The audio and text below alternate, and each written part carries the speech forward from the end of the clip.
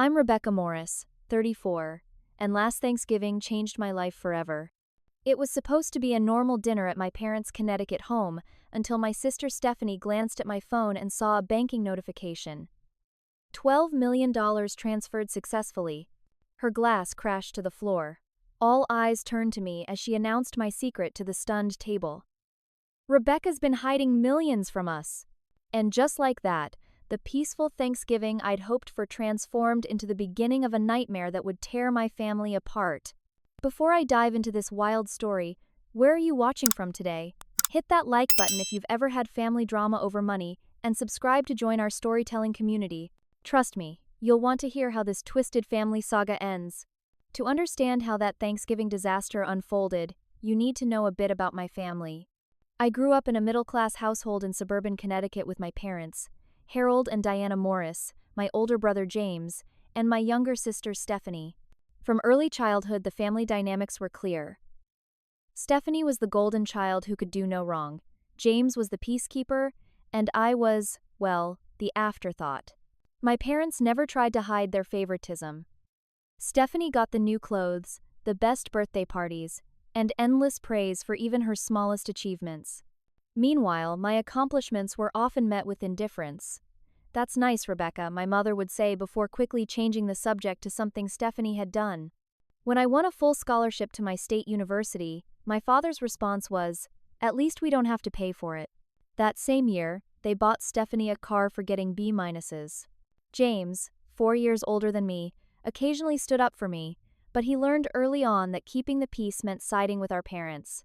He developed this frustrating neutrality, offering me private words of encouragement while publicly going along with whatever my parents wanted. "That's just how they are, Becca," he'd say. "Don't take it personally," but how could I not? I left home the day after high school graduation, determined to build my own life. I put myself through college with that scholarship, working 2 part-time jobs to cover living expenses. My parents rarely called to check on me, and when I'd visit home, conversations inevitably centered around Stephanie's latest achievement or James's growing family. After college, I found my calling in software development, specializing in privacy protection applications. I lived frugally, pouring everything into my startup.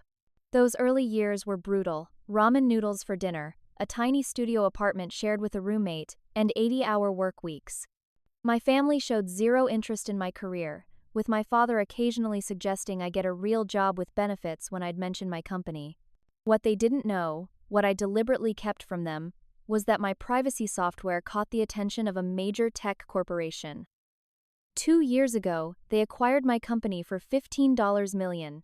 After taxes and paying off my initial investors, I walked away with about $12 million. I signed the paperwork, transferred the funds, and told absolutely no one in my family. Why keep it secret? Because I knew exactly what would happen if they found out. Years of observing their behavior had shown me how they viewed money, not as security or opportunity, but as something to display and exploit.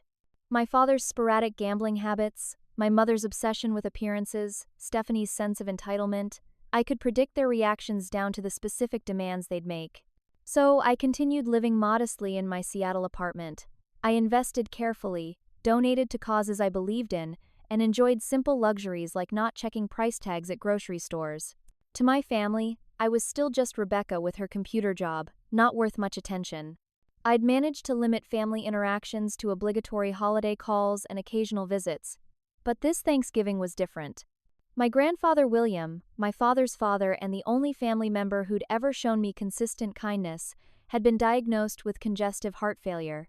The doctors weren't optimistic about how many holidays he had left. For him, and only for him, I booked a flight home. Arriving at my childhood home that Wednesday evening felt like stepping into a time capsule of discomfort. My mother criticized my casual travel outfit within minutes. My father barely looked up from the football game to acknowledge me. Stephanie immediately launched into stories about her latest business venture, a boutique fitness studio that was really about to take off. James, his wife Melissa, and their 3 children arrived shortly after, bringing the chaotic energy of kids who'd been trapped in a car for hours. Grandfather William was already settled in the guest room downstairs due to his difficulty with stairs. His face lit up when I entered, and he clasped my hand with surprising strength. "The prodigal granddaughter returns," he said with a wink. "I've missed you, Rebecca." That night, after everyone had gone to bed, I sat in my childhood bedroom reviewing my investment accounts on my phone. A notification appeared about a scheduled transfer between two of my accounts. A routine movement of funds I'd set up months ago. I hadn't realized the timing would coincide with my family visit. I confirmed the transfer, not knowing that this simple action would upend my carefully constructed boundaries the very next day. As I put my phone on the nightstand, I had no idea that in less than 24 hours, my entire relationship with my family would implode over turkey and cranberry sauce, all because of a momentary lapse in privacy that would expose the secret I'd worked so hard to keep. The silence that followed Stephanie's announcement lasted only seconds, but it felt like an eternity. My mother's fork clattered against her plate. My father's face reddened. James stared at me with widening eyes. Even the children sensed the tension, their usual chatter dying instantly. "What did you just say?" my father finally demanded, his voice unnaturally calm, the calm that always preceded his worst anger. Stephanie smirked, still holding my phone that she'd grabbed when I'd left it on the table to help bring in dessert. "Our little Rebecca is loaded." The notification says, $12 million transferred successfully. That's millions, not thousands. "Give me my phone," I said, extending my hand across the table, trying to keep my voice steady. "Is this true?" My mother's voice had that shrill quality it got when she was processing something shocking. "Rebecca, do you have millions of dollars?" I snatched my phone back from Stephanie, whose smug expression made my stomach turn. "That's private, and you had no right to announce it to everyone," I said, feeling my cheeks burn. "So it is true." My father slammed his palm on the table, making the silverware jump. "You've been sitting on a fortune while your family struggles? While your mother and I worry about retirement? While your sister tries to get her business off the ground?" "My company was acquired," I said carefully. "It was a business transaction that happened 2 years ago. My finances are personal, and I don't owe anyone an explanation." 2 years? My mother's voice rose even higher. "You've been a millionaire for 2 years and never thought to mention it? Not even when your father's back surgery wiped out our savings?" The surgery she referred to had been elective, something the doctor had said wasn't necessary but that my father insisted on because a golf buddy recommended it. They hadn't even told me about it until after the fact. "I can't believe how selfish you've become," Stephanie said, her eyes gleaming with what looked like genuine outrage, living like a queen while the rest of us scrape by. "Scrape by? You just told me you're opening a second location for your studio," I countered. "With loans up to my eyeballs, loans I wouldn't have needed if I'd known my own sister was hoarding wealth." James cleared his throat. I looked at him expectantly, hoping for the voice of reason. "Becca, you have to admit it's pretty shocking. We're family. Families share important information." My heart sank. Even James, who I'd thought might understand, was joining the pile-on. "What's more important," he continued, his tone measured in that mediator way of his, "is that now we can talk about family obligations. We all have responsibilities to each other." "Obligations? Responsibilities?" I repeated, feeling my defenses rise. "My money is not a family resource." "But that's exactly what family means," my father said, his voice dropping into the manipulative gentleness he used when he wanted something. "We support each other. We look out for each other." From the head of the table, Grandfather William watched silently, his expression unreadable. He hadn't said a word since Stephanie's revelation. "I need some air," I said, standing abruptly. "This is not an appropriate dinner conversation." I walked quickly to the bathroom, locked the door, and leaned against the sink. My hands were shaking as I pulled out my phone and texted my friend Grace, the only person besides my lawyer who knew about my financial situation. "Emergency. Family found out about money. Full meltdown happening." Grace's response came seconds later. "Get out now. Don't engage. They'll never see you the same way again." I knew she was right, but the snowstorm that had started that morning made leaving immediately impossible. I was trapped, at least for the night. When I returned to the dining room, the conversation halted abruptly. It was obvious they'd been discussing me, and my money, in my absence. My mother had that bright-eyed look she got when planning something. My father was nodding pensively, Stephanie was gesturing emphatically to James, who looked troubled. "We thought maybe after dinner we could have a family meeting," my mother said sweetly, "just to discuss some things." "I'm not discussing my finances," I said firmly. "Don't be so defensive, Rebecca," my father said. "We're just talking about catching up properly. There's clearly a lot we don't know about your life." Throughout dessert, the conversation turned to subtle digs about wealth and family loyalty. My mother mentioned her friend whose daughter bought her parents a vacation home. My father reminisced about how his own father had supported extended family during tough times.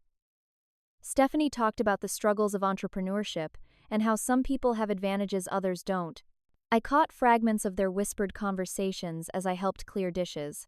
At least $2 million each would be fair. The house needs a complete renovation anyway. She owes us after all we've done. We need to make her understand her obligations. By the end of the night, it was clear. In the span of one dinner, I had transformed from the overlooked middle child to the family's potential financial savior, and they had no intention of letting this opportunity slip away. After dinner, my father announced that we should all gather in the living room for coffee and conversation. The forced casualness in his tone set alarm bells ringing in my head, but I knew avoidance would only make things worse. Better to face this head-on. The living room had always been reserved for important family discussions throughout my childhood. Usually, these involved someone, often me, being held accountable for some perceived failing. The formal furniture and dim lighting created an almost courtroom-like atmosphere as everyone took their usual places. My parents on the love seat, James and Stephanie in armchairs, me on the ottoman that wasn't quite a real seat. Grandfather William positioned his wheelchair near the fireplace, slightly removed from the semicircle but with a clear view of everyone. "Rebecca," my father began, folding his hands in a gesture I recognized from childhood lectures, "we've all been thinking about your situation." "My situation is not up for family discussion," I said, trying to establish boundaries immediately. "Don't be difficult," my mother interjected. "We're family. There shouldn't be secrets between us." "Everyone has private aspects of their lives," I countered. $12 million isn't a private aspect. It's a life-changing amount of money that affects all of us, Stephanie said, making air quotes. My father cleared his throat. "The fact is, Rebecca, while you've been secretly accumulating wealth, the rest of us have been facing real challenges. Challenges that, as a family member with means, you should want to help address." "What challenges exactly?" I asked, though I already knew where this was heading. My father shifted uncomfortably. "Well, for one, the housing market crash hit my investments hard years ago. I've been trying to recover, but some calculated risks I took to recoup our losses haven't panned out." "Gambling," I translated flatly. "Investment strategies," he corrected sharply. "The point is, we're facing about $230,000 in debt that's putting this house at risk." My mother jumped in before I could respond.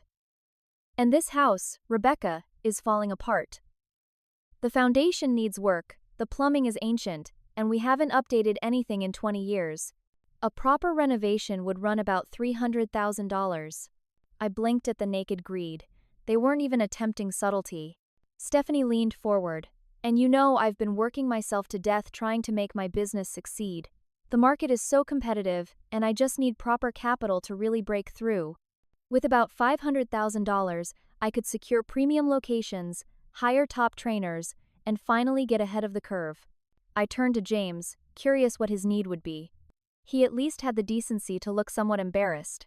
"It's not for me," he started, "but I've been worried about the kids' college funds. The way tuition is rising, we're looking at about $100,000 per child to ensure they get the education they deserve."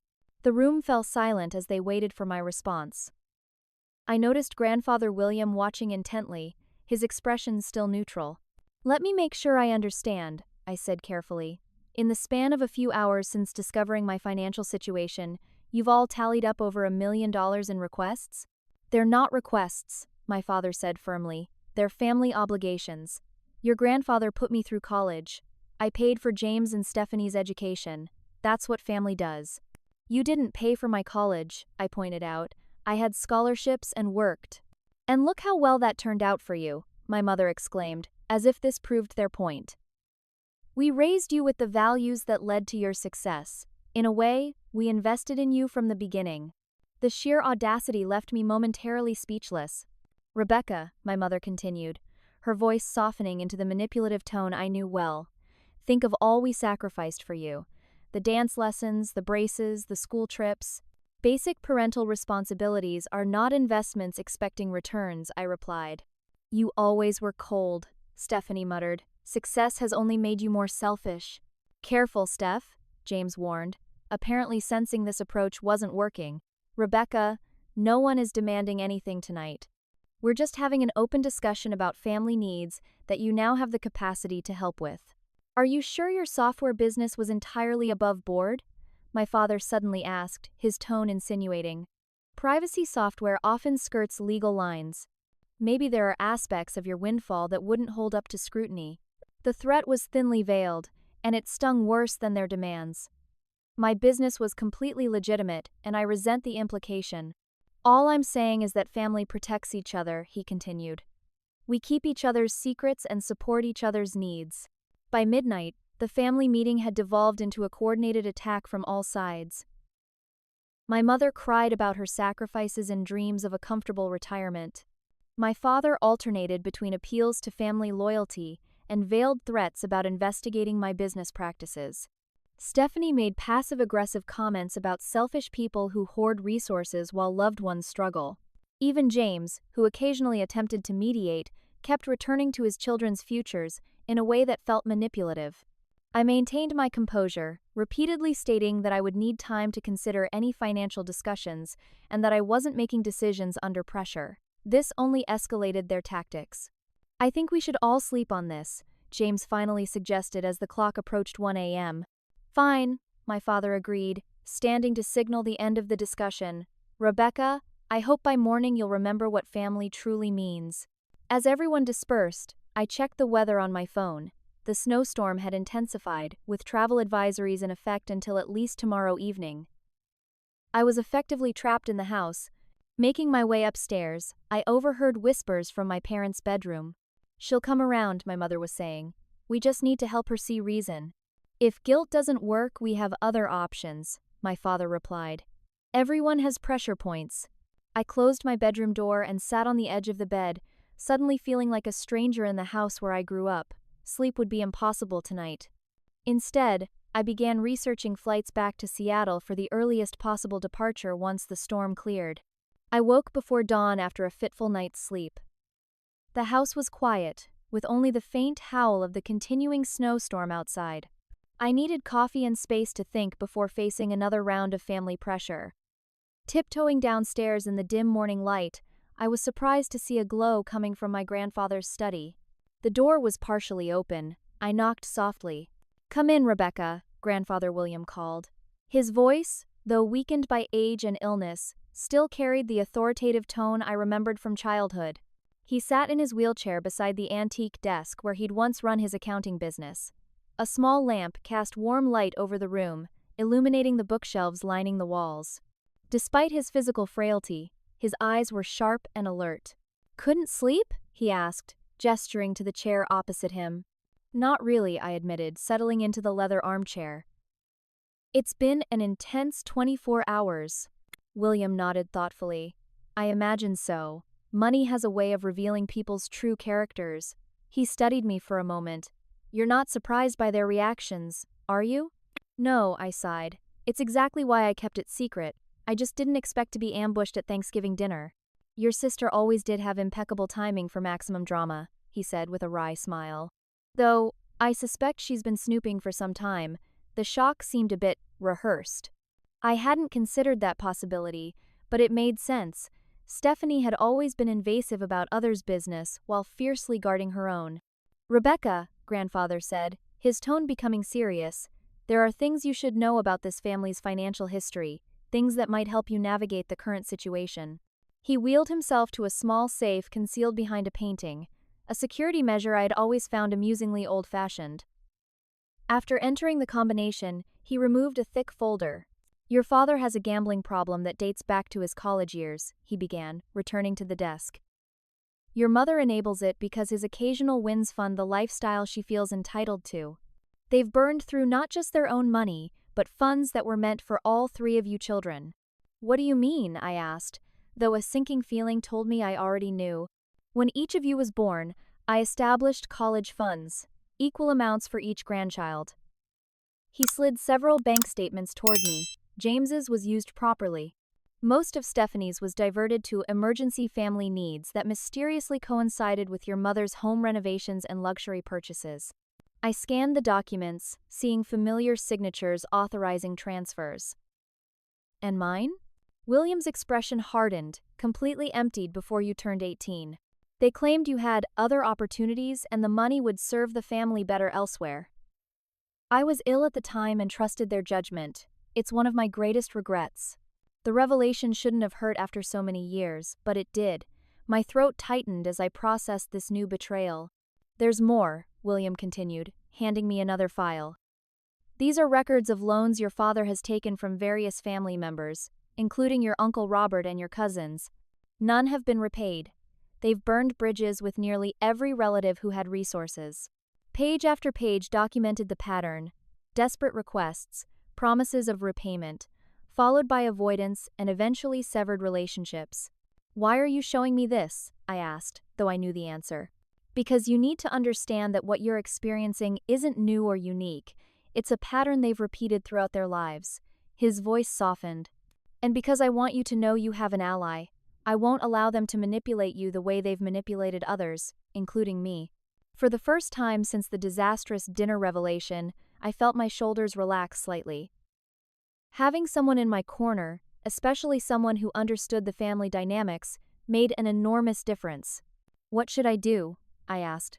First, secure yourself. I've seen your father become desperate when money is involved. He reached into the safe again and retrieved a small key. This opens my private deposit box at First National downtown.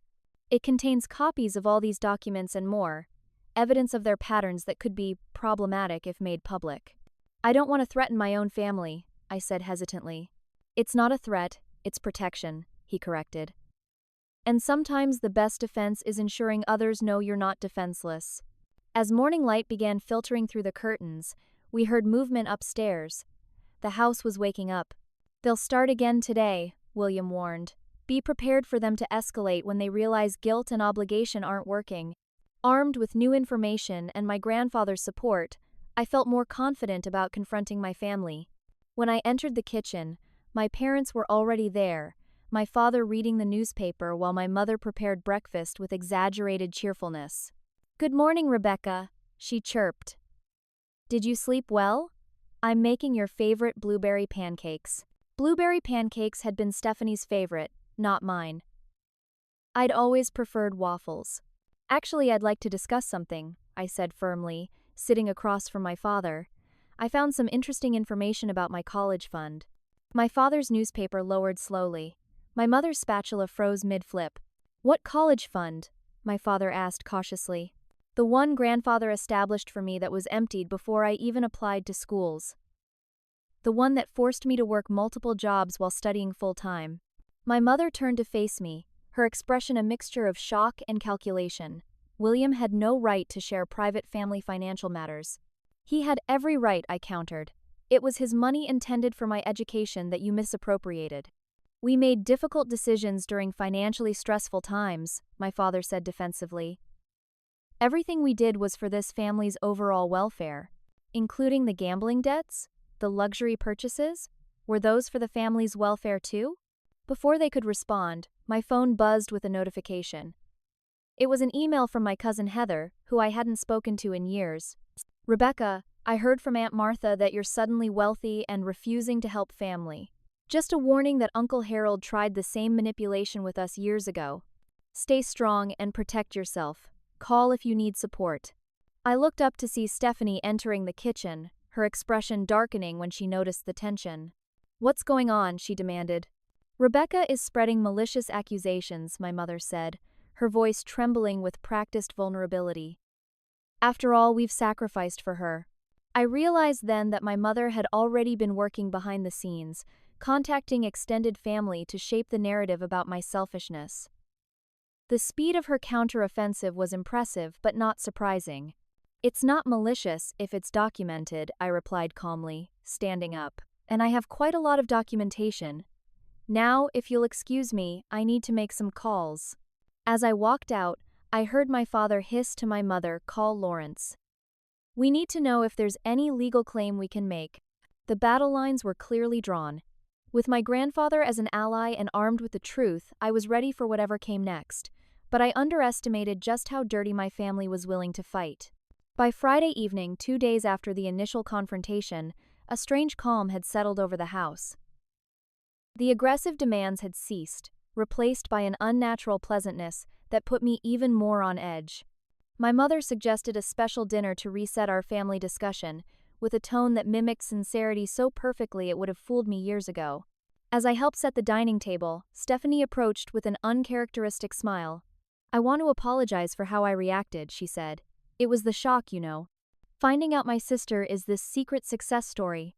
"It's fine," I replied cautiously, arranging silverware with mechanical precision.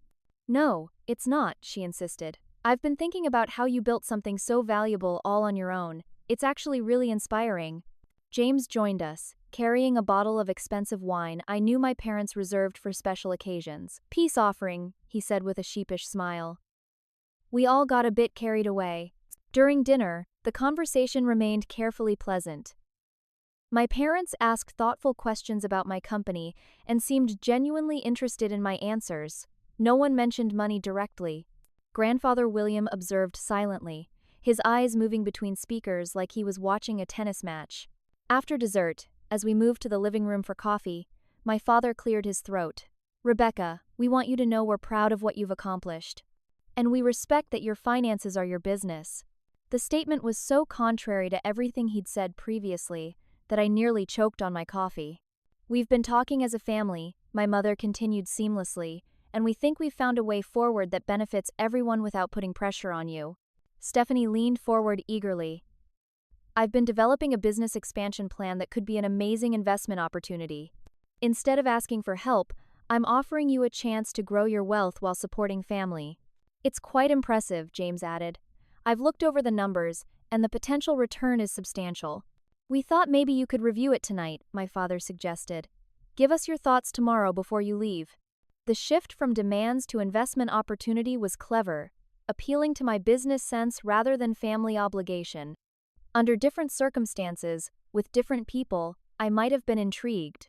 "I'll take a look," I agreed, accepting the professional-looking folder Stephanie handed me. Later that night, alone in my childhood bedroom, I reviewed the proposal. At first glance, it appeared legitimate. Expansion plans for Stephanie's fitness studios, market analysis, projected growth. But as I dug deeper, red flags emerged. The ownership structure buried on page 17 would give Stephanie controlling interest, despite my significantly larger investment. A clause on page 23 committed investors to funding additional capital calls without caps or limits. Most concerning was a cross-collateralization provision that would potentially allow business debts to be secured against all investor assets. In essence, it was a sophisticated trap designed to gain access to my money while limiting my control and maximizing their benefits. I wasn't just being asked to invest. I was being asked to hand over financial control under the guise of a business partnership. A soft knock interrupted my analysis. James stood in the hallway looking uncomfortable. "Can we talk?" he asked quietly. I let him in, watching as he paced the small room. "You found the problems in the proposal," he said. "It wasn't a question." "Did you help draft this?" I asked, unable to keep the hurt from my voice. He nodded reluctantly. "They pressured me. Said I needed to use my financial background to create something you'd consider." "This isn't an investment opportunity, James. It's a financial ambush." "I know." He sat heavily on the edge of the bed. I tried to make it less predatory, but they kept adding clauses. Dad brought in his friend who's an attorney specializing in business acquisitions. "Why are you telling me this now?" James rubbed his face tiredly. "Because I can't sleep, because this isn't right, and because—" He hesitated. "They're not going to let this go, Rebecca. If this doesn't work, they have other plans." "What other plans?" "Dad's been researching legal claims family members might have against sudden wealth. Mom's already telling relatives you've turned your back on family in need. Stephanie," he trailed off. "What about Stephanie?" I pressed. She's talked about contacting business journalists with stories about how your privacy software might have been used for questionable purposes by certain clients. It doesn't matter if it's true, the investigation alone could damage your reputation. The calculated malice took my breath away. They'd really go that far? They see your money as the solution to all their problems. People get desperate when they see salvation slipping away. He stood to leave, then turned back. Just be careful. Don't underestimate how far they'll go. After James left, I sat stunned by the depths to which my family would sink. The fake reconciliation, the deceptive business proposal, the planned reputational attacks, it revealed not just greed but a fundamental disregard for me as anything but a resource to exploit. I went downstairs for water, passing Stephanie's room. Her door was ajar, and I could hear her on the phone. "No, she hasn't agreed yet," she was saying. "But the investment proposal is just the first step. Once she's financially entangled, we'll have leverage." "Yes, Dad's already spoken to Lawrence about legal options if she refuses. No, she has no idea we accessed her email." Password was still her old high school mascot plus graduation year. Yes, that gives us plenty to work with if needed. I froze in the hallway, ice spreading through my veins. They had accessed my personal email? A quick check on my phone confirmed recent logins from an unrecognized device. In their desperate hunt for leverage, they'd crossed into criminal territory. By morning, I had decided to leave immediately, snowstorm or not. I was booking an Uber to the train station when a crash and shout came from downstairs. I rushed down to find Grandfather William collapsed near his wheelchair, my mother kneeling beside him. "He tried to stand and fell," she explained, panic in her voice. "His breathing is irregular." While James called 911, I held my grandfather's hand. His eyes found mine, and he squeezed weakly. "Stay strong," he whispered. "Don't let them." The paramedics arrived quickly, stabilizing him before transport to the hospital. The family crisis temporarily overrode the financial one, with everyone rushing to follow the ambulance. At the hospital, as we waited for news, I realized I was still trapped, not by the snowstorm now, but by concern for the only family member who had shown me genuine care. I couldn't leave while he was in danger, which meant continuing to navigate the toxic dynamic with the rest of my family. What had started as a Thanksgiving gathering had evolved into psychological warfare, with my financial security and professional reputation under threat from the people who should have been most protective of both. As we sat in the sterile waiting room, the surface calm belied the calculated moves and countermoves happening beneath. I caught Stephanie watching me, her expression a mixture of concern for our grandfather and calculation about how this new development affected their plans. My parents huddled together, occasionally glancing my way. James sat alone, conflict evident on his face. The doctor finally emerged with news. Grandfather William had suffered a minor cardiac event. He was stable, but would need to remain hospitalized for observation. As we were permitted brief visits, I squeezed his hand and promised to return the next day. His meaningful glance told me he understood the battle I was fighting. Returning to the house that evening, I knew one thing with absolute clarity. I needed to end this situation decisively before it escalated further. It was time to consult professional help and develop a strategy not just to escape, but to protect myself from whatever might come next. Saturday morning brought news that Grandfather William was stable and recovering well. The immediate family crisis had passed, but the underlying conflict remained, simmering beneath forced civility. "The Newton Valley Holiday Charity Gala is tonight," my mother announced over breakfast. "I've already confirmed our attendance. It would look strange if we suddenly canceled, especially with the community knowing William is doing better." I recognized the manipulation, using community appearances to force my continued presence, but decided attending might provide a needed buffer from direct confrontation. In public, my family would be forced to maintain their respectable facades. "Fine," I agreed. "I'll need to visit Grandfather first." The hospital visit gave me precious time away from family surveillance. After checking on William, who seemed improved but tired, I used the hospital cafeteria to make several urgent calls. My financial advisor added extra security to all my accounts. My IT specialist began tracking unauthorized access to my email and strengthening protections.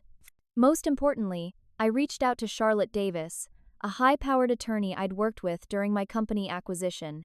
Family financial disputes can get exceptionally ugly, Charlotte warned after hearing my situation. Document everything. Record conversations if legally permitted in your state. Start creating a paper trail immediately. By the time I returned to prepare for the gala, I felt marginally better equipped for whatever might come next.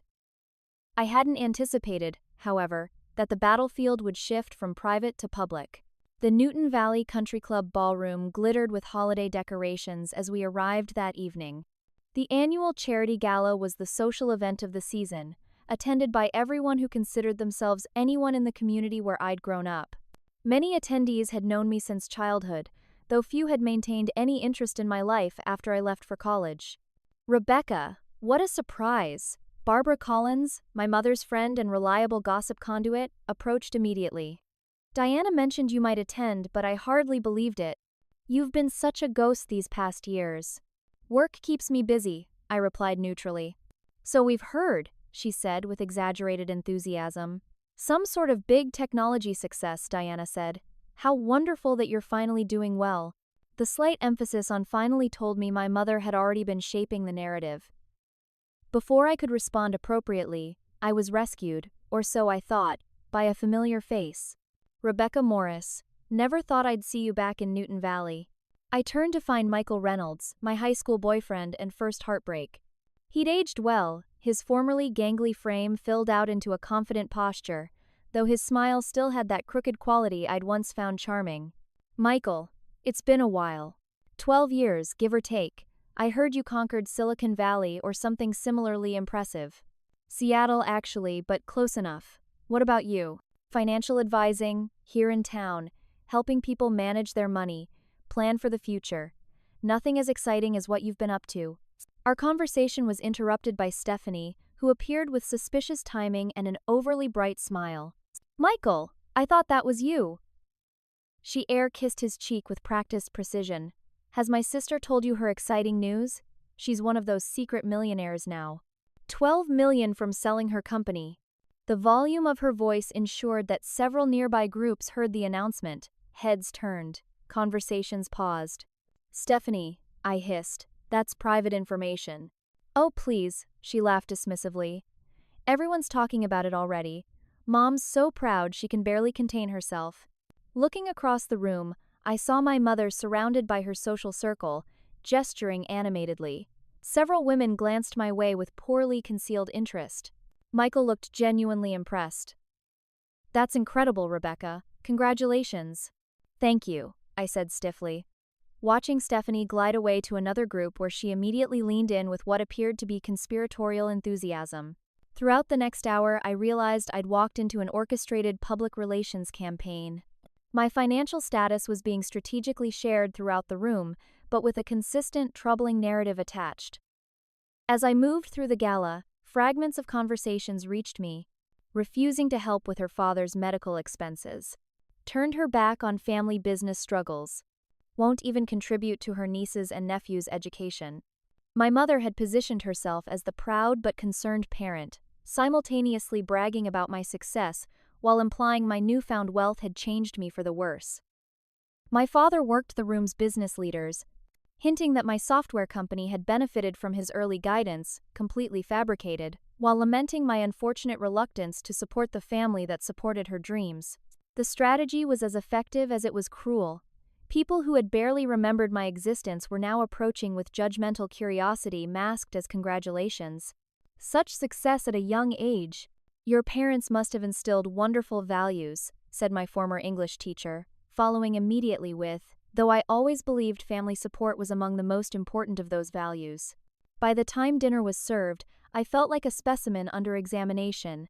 The whispers, the sudden silences when I approached, the evaluating glances, all created an atmosphere of judgment that grew increasingly suffocating.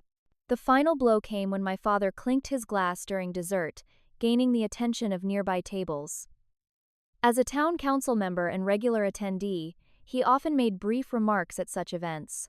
If I could say a few words, he began with practiced humility. This holiday season, our family has much to be thankful for. My father, William, is recovering well from a health scare.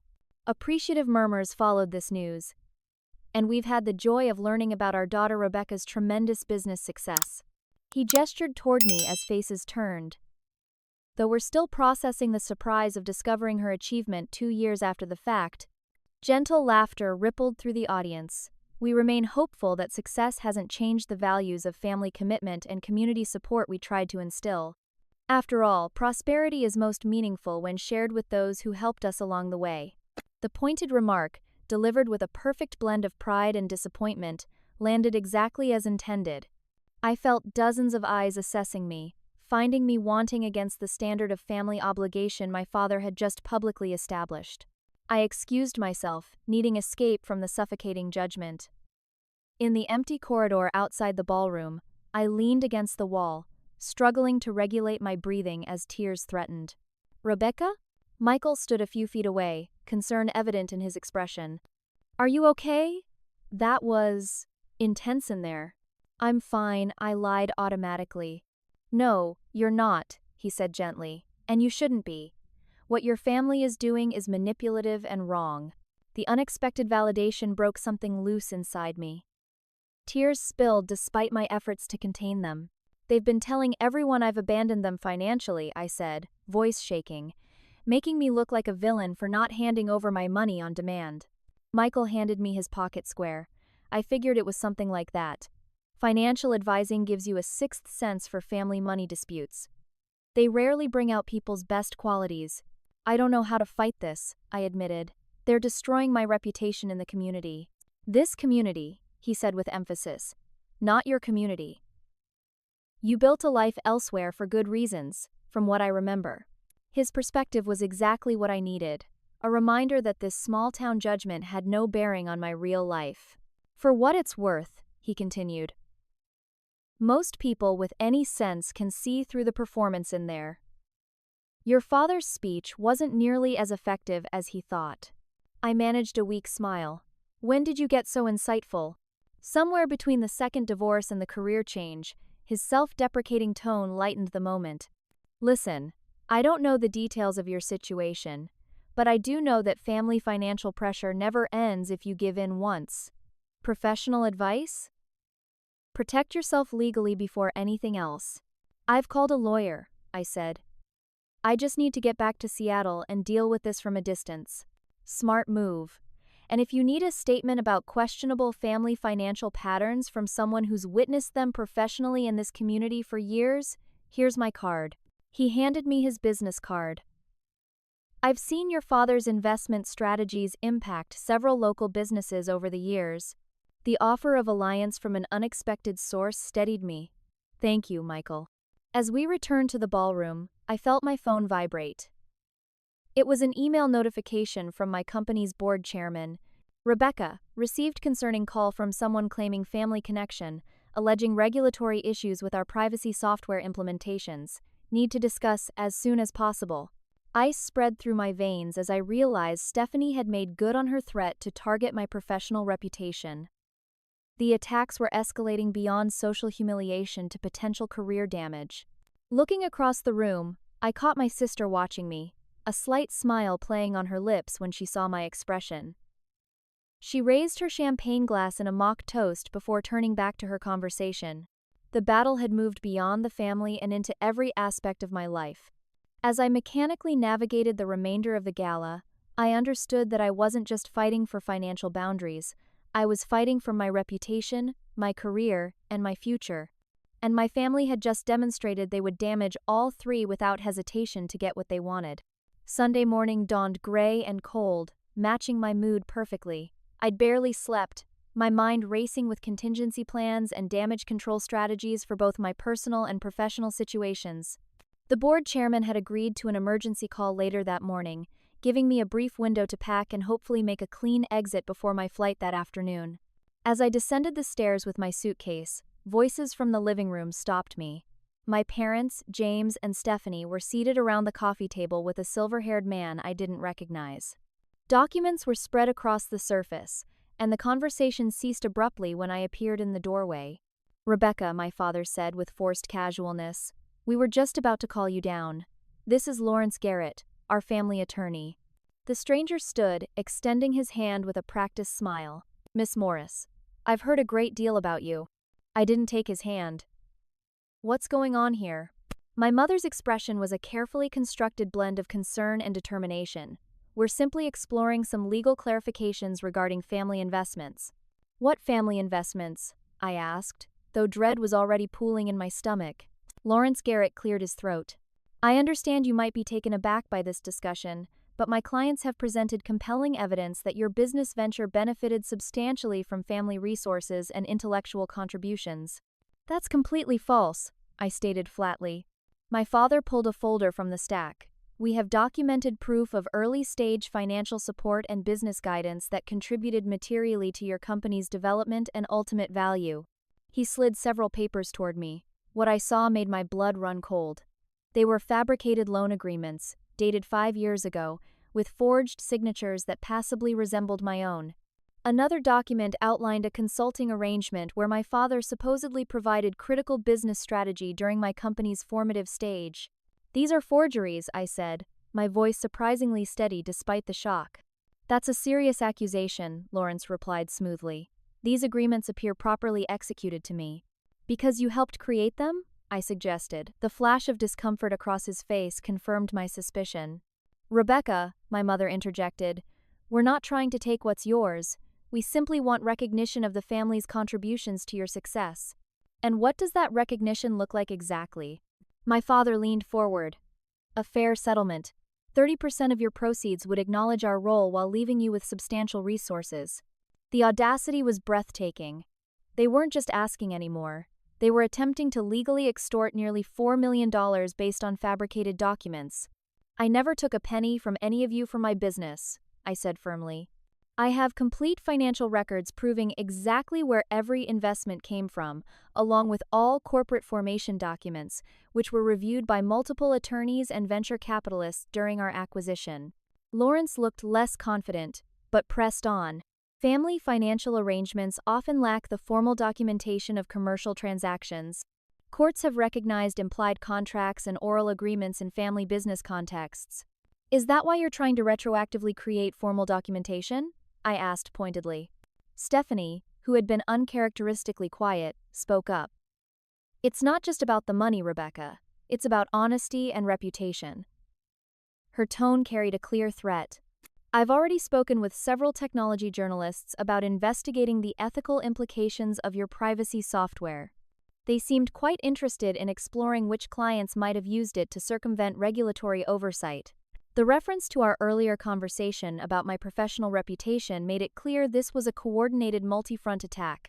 James looked deeply uncomfortable but remained silent, avoiding my gaze. You're trying to damage my company's reputation to pressure me into paying you, I summarized.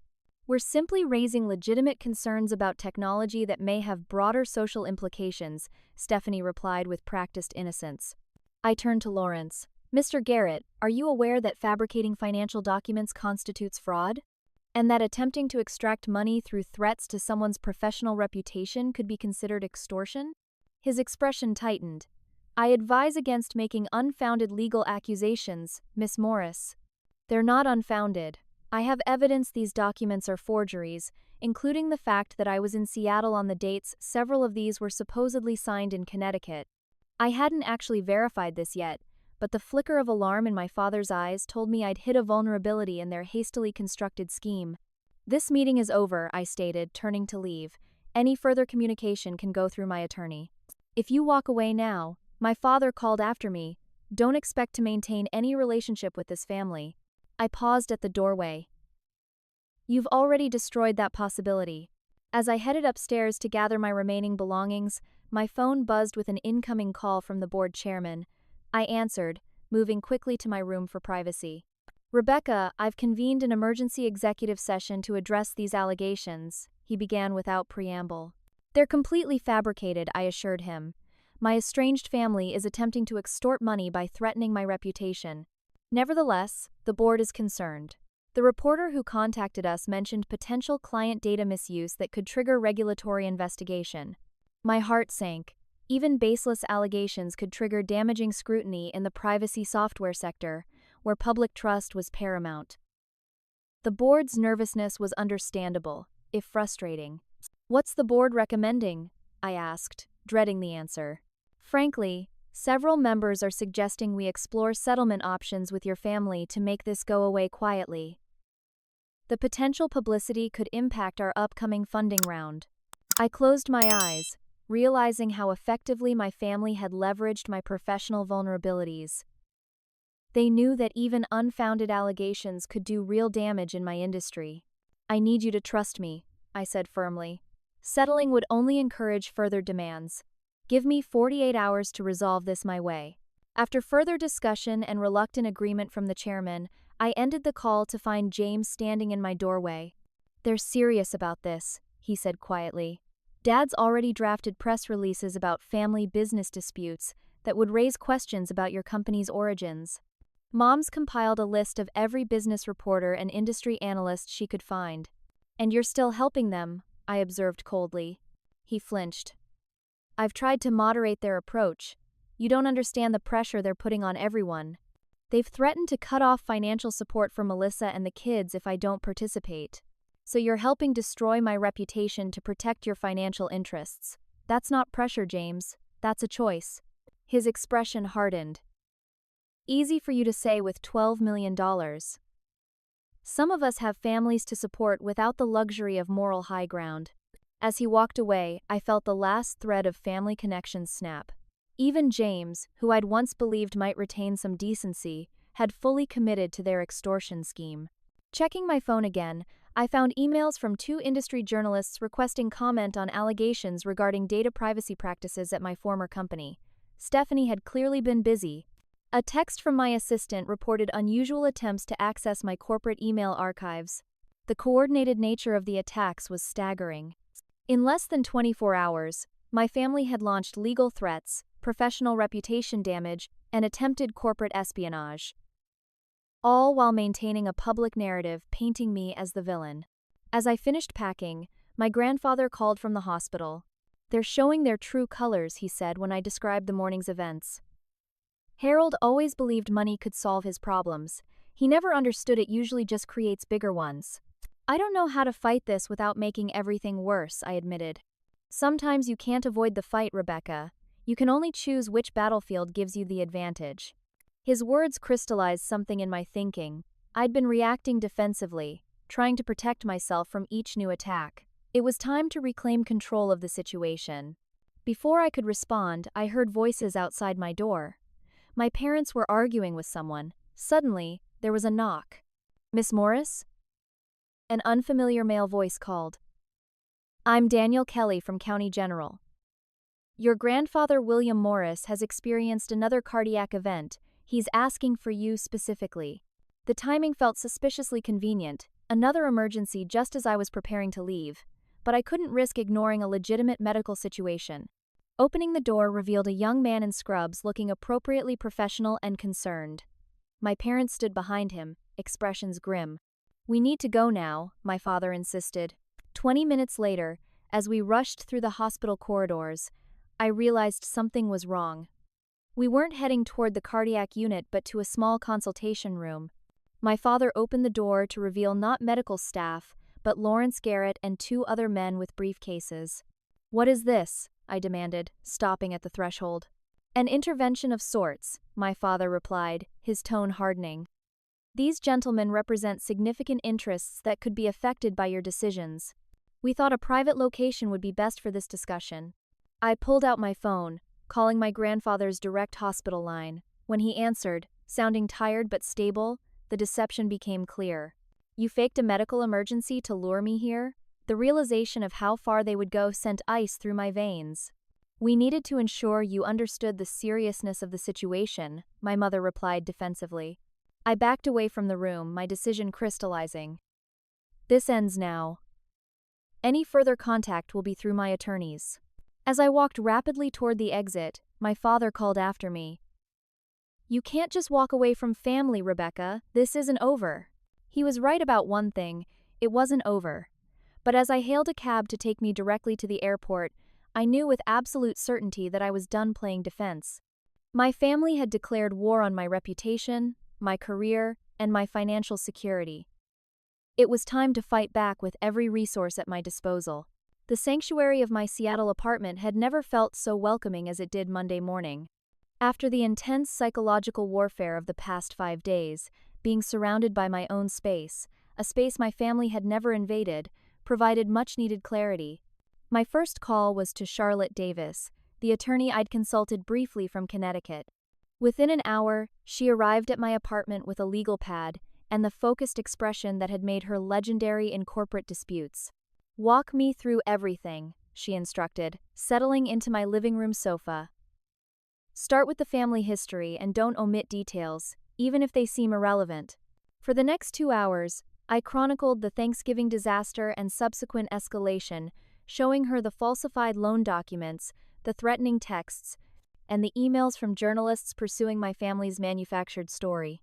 "They've overplayed their hand," Charlotte observed, reviewing the forged agreements. "Fabricating these documents crosses the line from family pressure to criminal conduct." "I don't want to press charges against my own family," I said, though the thought had admittedly crossed my mind. "Understandable, but we need to establish boundaries with real consequences." Her pen tapped against the legal pad. "What's your objective here, Rebecca? Financial protection? Professional damage control? Complete separation from your family?" "All of the above," I admitted, "but mostly I want this to end, decisively and permanently." Charlotte nodded. "Then we need leverage, information they care about more than they care about getting your money." This conversation led to my second essential alliance of the day. By afternoon, I was sitting in the downtown offices of Malcolm Reed Investigations, facing its founder and lead investigator. "Financial forensics is our specialty," Malcolm explained, his manner matter-of-fact. "Family financial disputes often have paper trails that people think they've hidden effectively. I already have some documentation from my grandfather," I told him, "but I need comprehensive evidence of my family's financial activities, especially anything that might explain their desperation for my money." While Malcolm's team began their work, I turned to professional damage control. A video conference with my company's board of directors couldn't be postponed any longer. "The allegations are entirely fabricated," I explained to the somber faces on my screen. "My estranged family is attempting to extort money by threatening my professional reputation." "We've received additional inquiries from industry publications," the board chair reported. "Your sister has been quite thorough in spreading these insinuations." "I've retained specialized counsel and initiated counteractions," I assured them. "In the meantime, I've prepared a comprehensive timeline of the company's development, including all investment sources, client acquisition history, and product evolution documentation. This definitively proves no family involvement at any stage." The detailed documentation, which I'd spent the entire flight compiling, helped stabilize the immediate crisis, though several board members remained visibly concerned about potential publicity damage. By Wednesday morning, Charlotte and Malcolm arrived at my apartment with the results of their intensive investigation. The findings exceeded even my worst expectations. "Your father has accumulated gambling debts to several high-interest lenders," Malcolm explained, displaying financial records. "About $420,000, not the $230,000 he claimed. Some of these entities operate in legally questionable territory, which explains his desperation for immediate cash." Charlotte pointed to another document. "He's also facing a potential civil suit from former business partners who claim he misappropriated company funds. The case hasn't been filed yet, but demand letters have been sent." "My mother?" I asked, though I already suspected the answer. "Credit card debt approaching $180,000, spread across 11 accounts, most of which your father doesn't seem to know about. She's been making minimum payments by opening new cards and balance transfers, but that strategy is reaching its limit." The investigation into Stephanie revealed the most surprising information. "Your sister's fitness business is essentially a shell," Malcolm continued. "She's been reporting inflated revenue to secure business loans while simultaneously underreporting income to the IRS. The discrepancies are significant enough to trigger serious penalties if discovered. Even James, who I'd once considered the most reasonable family member, had compromising financial entanglements." "He's been helping your father hide assets from creditors," Charlotte noted. "That's conspiracy to defraud, potentially."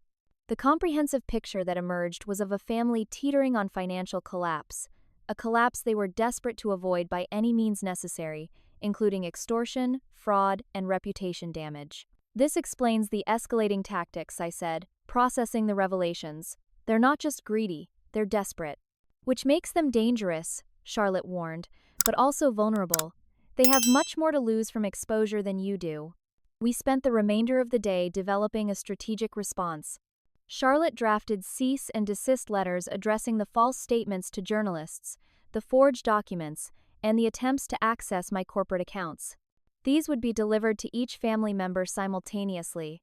Malcolm compiled a detailed dossier of their financial improprieties, organized by potential legal and tax implications.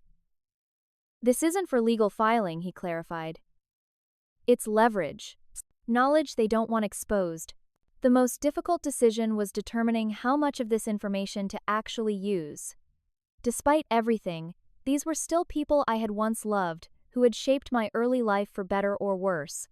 Complete destruction of their lives, however justified, wasn't something I could pursue without reservation. You're having a moral crisis about people who have shown no similar concern for you, Charlotte observed, noticing my hesitation. It's not about what they deserve, I explained. It's about who I want to be. That evening, as I contemplated the nuclear option the investigation had provided, my phone rang with a call from Grandfather William. I'm being discharged tomorrow, he said, his voice stronger than when I'd last heard it. Your parents want me back at their house, but I've declined. I've arranged for a private room at Lakeside Assisted Living. Are you sure that's what you want? I asked, concerned about his health and isolation. What I want, he said firmly, is to stop enabling dysfunction I've ignored too long. Harold and Diana need to face consequences of their actions, not continuous bailouts. His words crystallized my own thinking. Enabling my family by giving in to their demands wouldn't help them. It would simply postpone inevitable consequences while destroying my own financial security and peace of mind. I've been investigating their finances, I admitted to him. And I imagine you found quite a mess, he replied without surprise. Enough to cause serious legal problems if exposed. His sigh carried the weight of decades of family knowledge. Sometimes the kindest action isn't the gentlest one, Rebecca. Sometimes true compassion requires painful honesty. By Friday morning, 1 week after the Thanksgiving revelation, everything was in place. Charlotte's cease and desist letters had been delivered to each family member. Malcolm had secured the evidence in legally admissible formats. My corporate board had been fully briefed and reassured by our preparation. The confrontation couldn't happen remotely. This needed to be face-to-face. I booked a flight back to Connecticut, not with dread this time, but with a clear-eyed determination to end the conflict decisively. I arranged for the meeting at my grandfather's new assisted living facility, neutral territory that provided both privacy and security. When my parents, James and Stephanie arrived, summoned by the legal notices requiring their response, their expressions ranged from defensive anger to nervous calculation. I hoped we could resolve this as family, my father began, his tone sanctimonious. Instead, you've escalated to legal threats. That's an interesting perspective from someone who forged loan documents and fabricated business agreements, I replied calmly. We simply documented arrangements that were understood implicitly, my mother insisted. Family support doesn't always come with formal paperwork. I opened the folder Charlotte had prepared. Let's be direct. I have comprehensive documentation of Dad's gambling debts, including to lenders who operate outside legal boundaries. I have evidence of Mom's hidden credit accounts and the shell game she's playing with minimum payments. I have detailed analysis of Stephanie's business showing both bank fraud in loan applications and tax fraud in IRS filings, and I have proof of James's involvement in hiding assets from creditors. The color drained from their faces as I outlined specific accounts, dates, and amounts, details only possible through thorough investigation. You investigated your own family? Stephanie asked, outrage barely masking her fear. After you threatened my professional reputation, attempted to extort millions through forged documents, and tried to access my corporate records? Yes, I investigated. James looked physically ill. What do you intend to do with this information? That depends entirely on your actions moving forward, I said evenly. I'm prepared to offer a one-time financial assistance package under strict conditions. Dad enters gambling addiction treatment. Mom undergoes financial counseling. All existing debts are professionally consolidated and managed. And most importantly, you all sign legally binding agreements never to contact me for financial assistance again. You're blackmailing us, my father accused. No, I'm offering a choice. Option 1. Accept reasonable help with strict conditions that actually address your underlying problems. Option 2. Decline and continue your current path, with the understanding that I will use every legal means to defend myself from further attacks, including exposing your family's financial improprieties to authorities? My mother asked, her voice barely above a whisper. If necessary to protect myself? Yes. The shocked silence that followed confirmed they hadn't expected this level of counteroffensive.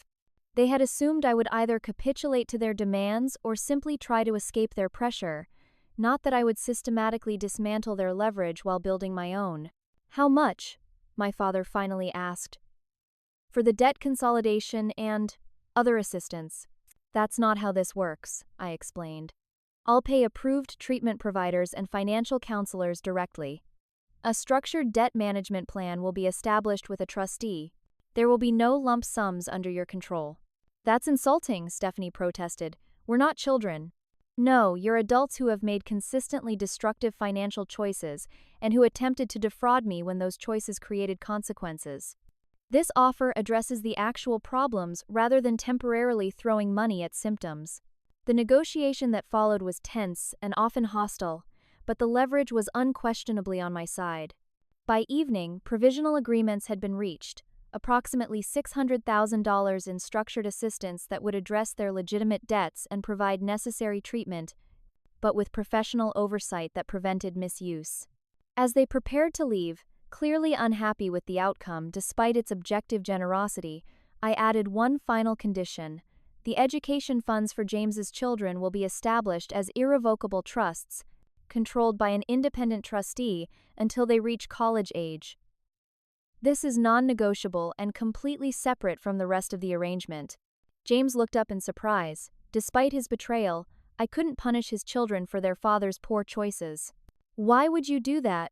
He asked quietly. Because breaking cycles matters, I replied simply. And because someone once told me that families should support each other's needs. I'm choosing to believe that still means something, even if not in the way you all intended. As they filed out, my grandfather, who had observed the entire confrontation in silence, reached for my hand. You found the right balance, he said with quiet pride. Consequence without destruction. Boundary without abandonment. I wasn't so certain. The confrontation had been necessary but left me emotionally drained and uncertain about what, if anything, remained of my family relationships. The legal agreements would prevent financial exploitation, but they couldn't heal the fundamental breach of trust that had occurred. What I did know with certainty was that I had refused to be a victim of their manipulation, had protected what I'd worked so hard to build, and had done so without compromising my own integrity. In the wreckage of what had once been family bonds, that would have to be enough. 6 months passed before I returned to Connecticut. The fresh green of late May had replaced November's stark branches, a fitting visual metaphor for the changes that had occurred since that fateful Thanksgiving. My grandfather had settled comfortably into lakeside assisted living, where I'd arranged for a spacious corner suite with a view of the water. The private nursing staff I'd hired ensured he received excellent care, while his improved surroundings seemed to have strengthened both his health and spirits. You look well, Rebecca, he greeted me, sitting in his favorite armchair rather than the wheelchair he'd needed during my last visit. Seattle agrees with you. So does distance, I admitted, setting down the pastries I'd brought from his favorite bakery downtown. We spent the morning catching up on the practical outcomes of the family confrontation. My father had completed a 30-day inpatient gambling addiction program and was attending regular GA meetings, not voluntarily at first, but with increasing engagement as the weeks passed. My mother had surrendered her credit cards to the financial counselor and was adhering to the structured budget established through the debt management plan. Stephanie's business had been reorganized under proper accounting practices, which revealed it was actually sustainable when managed responsibly. And James? I asked, having heard less about my brother's situation. He accepted a job with a financial firm in Boston, grandfather explained. Less prestigious than his previous position, but with clearer ethical guidelines. I think the close call with potential legal consequences was genuinely sobering for him. The educational trusts for his 3 children had been established as planned, ensuring they would have college opportunities regardless of their parents' financial decisions. This gave me genuine satisfaction despite the complicated feelings I still harbored toward James himself. "Have you spoken with any of them directly?" grandfather asked, watching me carefully. I shook my head. The legal agreement specified 6 months of no contact to allow for psychological boundary reset. The period ends next week, but I'm not sure what happens then. What do you want to happen? It was the question I'd been asking myself for months, through therapy sessions and long walks along Seattle's waterfront. What kind of relationship, if any, was possible after such fundamental betrayal? I don't know if trust can ever be rebuilt, I admitted, but complete estrangement feels like its own kind of failure. My grandfather nodded thoughtfully. "Forgiveness doesn't mean giving someone another knife to stab you with," he said. "It means not letting the first wound define your entire life. You can acknowledge people's capacity for both harm and growth without making yourself vulnerable to further injury." His wisdom resonated with what I'd been working through in therapy, the possibility of a middle path between naive trust and complete severance. After visiting my grandfather, I checked into a hotel rather than staying at my parents' house as I would have in the past. The physical boundary felt important, maintaining separation, while allowing controlled interaction. The following morning, I met my mother for coffee at a neutral location downtown. The woman who entered the cafe looked noticeably different from the one I'd confronted 6 months earlier. She seemed smaller somehow, less adorned with the designer accessories she'd once prioritized over financial stability. Her expression upon seeing me was a complex mixture of shame, caution, and what appeared to be genuine contrition. "Thank you for agreeing to meet," she began once seated, her hands cradling her coffee mug as if for warmth despite the mild spring day. "How are you?" I asked, unsure where else to start. "Humbled," she answered with surprising candor. "The financial counseling has been illuminating. Confronting decades of poor choices isn't comfortable." We talked for nearly 2 hours, navigating the uncertain territory between our shared history and the painful recent past. She apologized, not with the manipulative emotional displays I'd grown up with, but with specific acknowledgement of her actions and their impact. "I justified everything as doing what was necessary for family," she explained. "But it was really about maintaining appearances and avoiding consequences. I'm trying to learn the difference." Later that week came the more difficult meeting with my father. Unlike my mother, his demeanor remained defensive, his apology more grudging. The gambling addiction treatment had forced some self-reflection, but his sense of entitlement remained largely intact. "I still believe families should support each other," he insisted. "But I recognize your money is yours to allocate." It wasn't the profound change I might have hoped for, but it was a practical acceptance of boundaries that might prevent future conflict. That would have to be enough. Stephanie declined to meet in person, sending instead a carefully worded email that acknowledged the business assistance while maintaining that she had been unfairly characterized during the confrontation. Her refusal to take meaningful responsibility matched my expectations and confirmed that significant distance would remain between us. James proved the greatest surprise. When we met at a park where his children could play nearby, his approach was direct and uncharacteristically forthright. "I failed you," he said simply, "not just during the money situation, but for years before that. I positioned myself as the reasonable one while still enabling patterns I knew were wrong. I justified it as keeping peace, but really it was cowardice." His willingness to name his actions without qualification suggested a level of self-examination I hadn't anticipated. While trust wouldn't be rebuilt quickly, if ever, his accountability opened the possibility of a more honest relationship moving forward. The most significant healing, however, occurred internally. The Thanksgiving confrontation had forced me to examine my own relationship with money, success, and family obligation. Through therapy and reflection, I'd come to understand that my secrecy about wealth had partly been a continuation of unhealthy family dynamics, a different form of avoidance rather than direct boundary setting. I began approaching my resources with more intentionality, establishing a private foundation focused on first-generation college students from difficult family backgrounds. The scholarship program provided not just financial support but mentoring on navigating complex family dynamics while pursuing education and career goals. My professional reputation had weathered the brief storm created by my family's allegations. In fact, the transparent way we'd addressed the situation ultimately strengthened trust with the board and business partners. The privacy software continued making positive impacts in its field, something I took genuine pride in beyond its financial rewards. Perhaps most importantly, I'd built chosen family connections that provided the authentic support my biological family never had. Grace, my longtime friend who'd warned me to leave that first Thanksgiving night, had become an even closer confidant through the ordeal. Michael, my high school boyfriend turned ally, had remained in touch, our reconnection evolving into a friendship based on mutual respect and shared values. For Thanksgiving this year, I would host a gathering in my Seattle home, not with biological family bound by obligation and resentment, but with my grandfather, whose travel I'd arranged, Grace, Michael, who was considering a West Coast job opportunity, and other friends who had demonstrated true care during difficult times. This new tradition felt right, acknowledging the importance of gratitude and connection while refusing to perpetuate toxic patterns simply because they were familiar. The boundaries I'd established with my biological family weren't about punishment but about creating space for healthier relationships to flourish. Family isn't just who you're born to, my grandfather had said during one of our conversations. It's also who you choose and who chooses you. Daily, intentionally, through actions rather than mere biological connection. As I prepared for this new chapter, I realized the painful Thanksgiving revelation had ultimately given me something valuable: the courage to define family on my own terms, to establish boundaries that protected what I'd built, and to create connections based on mutual respect rather than obligation or manipulation. The journey hadn't been easy, and some wounds might never fully heal. But standing in the life I'd consciously shaped, I felt a sense of peace that no amount of money could have purchased, the peace of authentic relationships, clear boundaries, and the freedom to write my own story. What about you? Have you ever had to establish difficult boundaries with family members over money or other issues? How did you balance compassion with self-protection? Share your experiences in the comments below.